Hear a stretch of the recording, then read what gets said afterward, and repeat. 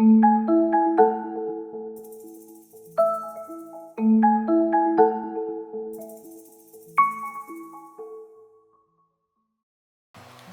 こんにちは。編み物のある暮らし。今回は最近買ったもの紹介ということになっています。はい。最近じゃないものもあるけど、買ったものを紹介するってことで、私じゃあ最初にちょっとこれなんて読むのかわからないんですけど、どこで買ったの？ネットで買ったの？ネットで買ったの。これなんかごめん、しわくちゃのような気がするんですけど、 V ネックになってる前後差があるスウェットです。ドロップショルダー。これにズボンっていうかパンツもついてるセットアップなんですけれども、スタイリストの金子彩さんがやってる多分ブランドで、私皆さんそんなに探されてないと思うんですけど、私とにかく飛行機の移動中に着られるものを長年探してまして、いつも探してるるんですよ。長時間移動する時に楽に着られるものが着たいんです。でも、ね、パジャマじゃないですよ、うん、でそれで着替えたくもない。そのためにその飛行機の中で一回男性陣がみんなでスウェットに着替えてるのを見て、あ、みんな飛行機の中で着替えるんだと思ったものの、面倒くさすぎる。でね、なんかだらっとしたワンピース着てみたり、いろいろするんだけど、本当にだらっとしてるからね。そうで、それで、さらに暑くても寒くてもいい格好じゃないと難しいんですよ。なんかね、すっごい寒い時あるの、南国の飛行場とかでも暑いでしょ、基本的に日本の空港の中は暑かったりするし、だから両方なんか対応できるものとかがないかなと思って、そしたらこれ一応ね、上下できるとそんなに変じゃないんですよ。この多分 V ネックとこのなんかドロップショルダーの雰囲気が一応なんか考えてきてるねみたいなで、これに白い T シャツを多分着て、暑かったら脱いじゃえばいいから半袖にも慣れていいかなっていう気持ちで買ってみました。でね、一番のこれ今難点は見えてないかもしれないんですけど、ホコリがつきやすかったですねそうだね、混んだしね。ホコリがつきやすかったんですけど、これ白着たら飛行機の中で食べ物をこぼした時にうわーって思うなと思って、ちょっと白もダメだな。ベージュとかグレーとかがいいのかなね。でグレーだとスウェット感出るとかいろいろ考えて今にはしてみたんだけど、まあ、ちょっとこれで3月ね行くから、これで一回ちょっとやってみようかなと思って買ってみました。またよかったらご報告します。でこの前社長合宿で1日来てたけど、快適でしたこれ。はい、ね、これでご飯とか食べちゃってるはい、ヨガにこのまま行ってそうそう、結構便利でした。ほら館内着を着るような温泉旅館の時に、私館内着を着たくない派なので、その時にこういうの着て歩かれてもいいのかなと。そうだね、私もあんまり好きじゃない。そう浴衣も着たくないんですよ、なんか着心地が悪くてご飯食べにくいし、だからそういう時に着るのにもいいかなとは。そうだね、リラックスウェア、そうっていうことでした。はい、次メリーさんお願いします。私ね、どうしよう、バッグね、この前東京でね、買ったものといえば、このバッグでズッカのカバンなんですけど、トッコさんがねズッカのカバン持っててそうなんです、同じにするつもりは、実はスタッフ愛子さんと私は全く同じです。これね、本当に同じものを買うつもりはなかったんですけど、私ズッカので買ったバックパックをもう何年も使っていて、オレンジのが使いやすいので、なんか違う色でもそれがすごい派手なオレンジで、すごい視認性が高くて便利です。ディズニーランドとかに行った時にそれを使うようにしてるんですけど、遠くからでも私が見つけられるっていうとても便利よやつで、空港とかね、撮影の時も便利だった、いるみたいな、めちゃめちゃ便利なんですけど、なんせ目立つので、もうちょっと目立たない色を買おうと思って行ったら、もうそのシリーズが使ってなくて、それでまあでもカバンなんか欲しいなと思ってはい買ったのがこれです。だから同じなんです。はい。多分同じ素材です。ね、色が違うだけで、はい私上が閉まる、あんまりとうとうは、私は使わないんですよ。自転車に乗るから上が開いてると乗ってる時に自転車が揺れて中身がこぼれたりするのが嫌で、基本まあちゃんと閉まるやつを使っています。で、ちょっと形もコロンとしてて気に入ってはいるんですけど、なんせ荷物をいつも入れすぎて、重いんだよね。重いし、どうにかしたらいいよ。この間ふと気がついたんだけど、これ入れすぎるとね、ただの四角いカバンになって伸びてんの？全然かっこよくないだそうね。から半分ぐらいほどほどにしておかないとこの形がちょっといまいちになるっていうことには気がついたんですけど、なんせ編み物も持ってるしパソコンも持ってるしでちょっとパンパンになりがち。 PC じゃなく iPad にするべきかな。ね。そうなんですよ。っていうことで、はい。でも中のポケットがいっぱいあって使いやすいので。そうね。持っています。こちらも使いやすいですよ。肩にもかけられ、私はめったにしない。ここにパチッとついておりまして、中ポケットもあって、これなんだろうね、合皮的な。ね、わからない。レザーじゃないのかな。レザーじゃないと思うんですけど、気軽に使えて、はい。仕事バッグは最近これです。もう小さいバッグを持つことを諦めました。無理だよね。世の中の流行りの洒落た小さいバッグはもう多分無理。私たちには。はい。編み物を持っている時点でもそう無理なんです。はい。見てたら欲しくなっちゃったからどうしようと思って、愛子さんも私もすごいずっかりね、白と銀と黒が黒開いてる。黒まだ黒開いてる。そうなんです。すごい危険なの。ね、私と愛子さんは完璧に一致だから、愛子さんが何かジャラジャラつけてるのが唯一違う点だから、違うみたい。そうなんです。はいね。皆さんも使いやすい。そんな値段も高くなる。使いやすい。使いやすいですよ。はい。はい。次、皆さんご存知の方もいますでしょうか。ウカのヘッドマッサージなのかな。うちもこういうやつあるけど、剣山かな。ウカじゃなくて名前が別なメーカーのやつのうちも使ってる。バリカタです。私一番硬いやつ。こうやるやつね。はい。私ヘッドマッサージがこの世で一番好きなんですけど、そうなんです。いつでもいいヘッドマッサージ屋がないか探してるんですけど、頭がねどうしても硬いんですよ。目も使ってるし考える仕事ばっかりでしょ毎日。なので、お風呂入ってる時にこれと一緒に入って頭を一応マッサージするっていうことを日課にしようかなっていう気持ちで買いました。はい。で頭が硬いんでバリカタにしてみたですけど効果あんのかな。ね、私も頭が硬いって。でも頭の血行は良くなってる。そうなんだ。いつも頭に針刺される。そう。硬い。私昔から頭は硬めなんですけど、リラックス効果もあるのかなと思って。似たようなものはうちはたくさんたくさんあると思います。はい。これは多分すごい硬いっていうのが特徴なんじゃないですか。でもね、うちにあるのと多分そんなに変わらないよ。この剣山がすごいよね。ここはあんまり変わらないと思う。で、ここが硬いって。どこでもいい。ここ関係なくない？土台。でも素材自体がちょっとは硬いのかな。土台が多分こうしやすいのと、この蝶々みたいな形が。あとここが安定してるからやりやすいんだと思う。こうね。そうだね。なんかタッピングもおすすめですって書いてあった。はい。ということで毎日これで最近は頑張って、でもヘッドマッサージも行きたいと思います。はい。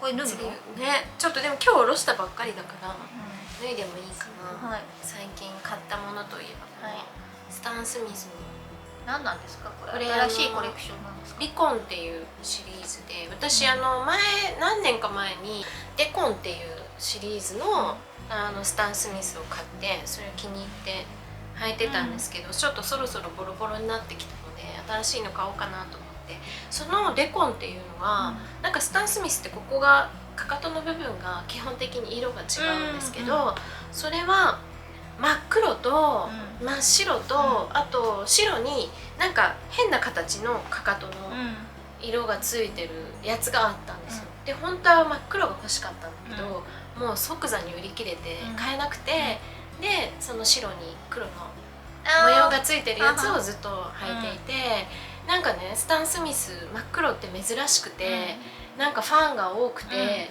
で黒は結構争奪戦もう無ら理なんだね。しいんです。一時期アディダスに勤めていたうちの妹に言われた、それでなんかまた真っ白か真っ黒が出たら買おうかなと思って、いつもアディダスのサイトを見ていたら、最近そういうのが出てるんですけど、それを買おうかと思ってたけど、なんかこれが新しく出て、このリコンっていうのがかかとがすごい分厚い、確かにやつなの分厚い。いつものやつの倍ぐらいあったかそう。あってちょっと狭し効果にもなるしすごい気にしてるよね。だし、かかとが分厚い方が歩きやすいし、あったかいかなと思って、冬あったかいね。そうなんです。これを買ったんですけど、本当は息子と夫にバレンタインのプレゼントでスタン・スミスをお揃いで買おうかなと思って、一緒に買ったら3人分一緒に買ったら、なんと私のやつが全員の価格の半分以上でそうでしょ。夫と子供のを足しても私のより安いっていう不思議な結果に、だからさっきね、絶対ついでではないってことを言ったの、私がついでに買ったって。私のやつはついでに買ったって言ってたけど、なぜかこれが一番高い絶対ついでじゃないでしょっていうことにはなってるんですけど、ここがだけ白くてもよかったの。そうで真っ黒もあったんだけど、他のシリーズで、でまあなんかここだけ白くてもいいかなと思って、全部黒のやつは結構こうシュッとしてて、男性が履いてもかっこいい感じのやつで、アディダスってこの3本線がよくあるんですけど、私のこれがあんま好きではなくて、これスタン・スミスはドットなのでちょっと控えめで結構気になっています。っていう、本当に最近買ったものです。昨日かしら。はい、家族には喜ばれましたけど、そうだね、これが一番高いっていうのは秘お知密なんですらせはしていないので、っていうところでした。はい。それで最後は全然最近じゃないけど、蓮田さんが買ったっていうことで本買っただけです。まだ読んでない3体龍磁金、龍通信っていうのかな、本当は。まあちょっと絶対通信って書いて発音は絶対この発音ではないと思うんですけど、皆さんご存知でしょうか。アマゾンで多分トップなんとかに入ってんじゃない？まあ本屋さんに行ってもいっぱい積んであるよね。ね。これ123 5巻だと思います。でもシーズン123で、シーズン1がこれで、シーズン2が2冊あって、シーズン3が多分2冊っていう構成だと思うんですけど、端的に言うとエイリアン来るぞみたいな話なんですけど、いや本当に素晴らしかったです。読むのは多分大変だとは思うから、長い文章を読む人じゃないとの慣れてる人じゃないと辛いと思う。1が一番辛いと思う。あ、そうなんだ。何のこっちゃわからないまま3分の1ぐらい頑張る。その後わーって思うけれども、シーズン2の1を読んだ時に全然違う話になる。関連なんだけど、主人公が変わる感じ。関連これあれなんだよね。私がもともと気になれで買ったのに私読んでいなくて、トッコさんが読み始めたら面白かったっていうね。そうそれで、いや本当に素晴らしい。最近も時々3体のことを考えては、今ある現象と比べて3体っぽいなと思ったりなんかすごい予言してるみたいとか、ちっちゃい字がもう到底私これはだったら読めるけど、いやー私大きい方じゃないですか。いやいやいやもうね、文庫本なんて見てみ無理だよ。結構辛い。私一昨年ぐらいに中長さんが買っった文庫本を借りて読んだんだけど、字が小さくて辛かったこれ超無理。でも読み終わったらもうなんか目の調子が悪くなっちゃって眼科に行ったりして最悪。すごい嫌だ。本当小さいんだよね字が。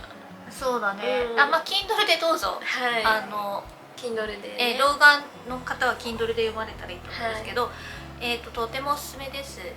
旅行の時もう一回読もうと思ってそうだね、楽しみにしています。はい。っていう私の時代は今の設定なんですか？いやもうちょっと先だと未来なんだ。思います。でどんどん未来になる。もうちょっと先から始まってどんどん未来に進んでいって、もう最初はなんか今あるようなことの話なんだけど、そこからもうどんどんってどんどん前に進んでいく感じ。その未来感も面白い。それがなんかあり得るなっていう気持ちで、なんかほら子供の時に読んだ SF は自分も子供すぎて、あまりそれが現実世界とリンクしてることなんか何も考えて、ただお話として楽しんできた感じだけど、今もだいぶねおばさんになって今ある世界とそれがどうつながるかってことまで考えられて面白かった。久しぶりにこんながっつりした SF 読んだんですけど、小学生以来ぐらい多分読んだと思うんあですけど、とね、もともとのなんかクラークのやつとかって、もうなんか宇宙に住んでるところから始まるから、今の世界と全然関連性がないところから始まるから、それともちょっと違ってね、そうだから未来っていうのが面白いですね。最初は今のあり得る雰囲気で来てどんどん未来になっていくっていうのも面白かったですね、それが。ね、いやすごいよくできてます。はい、ということで最後どうしようかな。最後ね、いいんじゃない？最後さっき紹介しようって言ったやつでいいですよ。これで全然最近じゃないけど、全然最近じゃないんですけど、はいこれ去年アメリカにそうだね、行った時に私もあるサンタフェにずっと行きたくて2人でサンタフェに行ってこれです。それそうサポーターズクラブのライブとかもサンタフェからやったりしたんですけど、私インスタでフォローしてるヴィンテージなんだっけ、サンタフェなんとかサンタフェヴィンテージっていうかなだったかな、なんだろう、ヴィンテージショップ古着屋さんっていうかなんがあかって卸だよね、きっと基本的に。いや卸じゃない、あれなんだ普通の小売りなんだけど、あと例えば映画の衣装とか多分そういう仕事もしていて、もともとのオーナーさんもすごい有名な方らしくて、で今その方が最近亡くなって、別な一緒に仕事をしていた部下みたいな人がビジネスを引き継いでやってるんだけど、もう倉庫にすっごい大きな倉庫に、ね、もうひたすら古着とか小物とかがめちゃめちゃ詰まっているところで、予約しないといけないんですけど、でそこに行って洋服とかも買ったんですけど、なんかこれがね、そうお金払ってる時にレジの前にこれが置いてあって「何これ?」ってなって2人で同じそうなの、思ってるより高いですこれ。はい、いくらかな、まあ2万ぐらいかな。そうそうなんです。この私たちも訪ねていったサンタフェのもともとのチマヨっていう織物があるんですけど、もともとはネイティブアメリカンの人たちがやっていたところで、今もそういう流れで工房があるんですけど、そこで60年ぐらい前に作られていたポーチらしくて、これがあれなんです、その布のチマヨ織りを使ったで、なんかタグを見るとチマヨってやっぱり書いてあるので、昔のこうねいうものを作ってたんだよね、きっとね。 100% ウールって書いてあります。なので、いやちゃんとねすごいちゃんとしてるんですよ。裏地とかこうついてて、多分これはもうこれ用に作って、それでポーチに仕立ててあるものだと思うんですけど、このタグにもそういうことが書いてあって、なので、60年どころじゃないかな、50年代とか70年前ぐらいのに作って売られていたやつらしくて、で私のやつはこのシルバーのね、可愛いよね。鳥と、あとこのベルト、そうベルトにくっつけるやつがついてる感じになってて、いつもカバンに入れてそうなんです。いろいろなものをね、はい持ち歩いてるんですけど、はい可愛いでしょ。可愛いけど思ってもない値段だったでしょ。びっくりしましたそうなんだそうよね。高いヴィンテージのやつです。はいそうはいっていうことではい買ったよね。はあの時い2人ます。気に入ってます。うんはいよくサイズ感もいいのと、うんやっぱよくできてる。うん仕立てもよく、そうだね。色も可愛く気に入ってます。はいということで2人とも持っているはいやつです。ということで、はい買ってるものありましたね。皆さんの参考になれば幸いです。ちょっと最後のやつは参考にならないとは思うんですけど、本当ですね。タレも買えますか？そのインいや最近やってんの？最近インスタのストーリーズで、うんそのオーナーさんがコーディネートしたものを、なんか連絡を DM をくれれば買えるみたいな感じのことをやってるけれども、ちょっと英語ができないと連絡を取るのが難しいかもしれないうんだし、本でまあ多分たくさん作ってたので同じものをどこかで扱っている人もいるのかもしれない。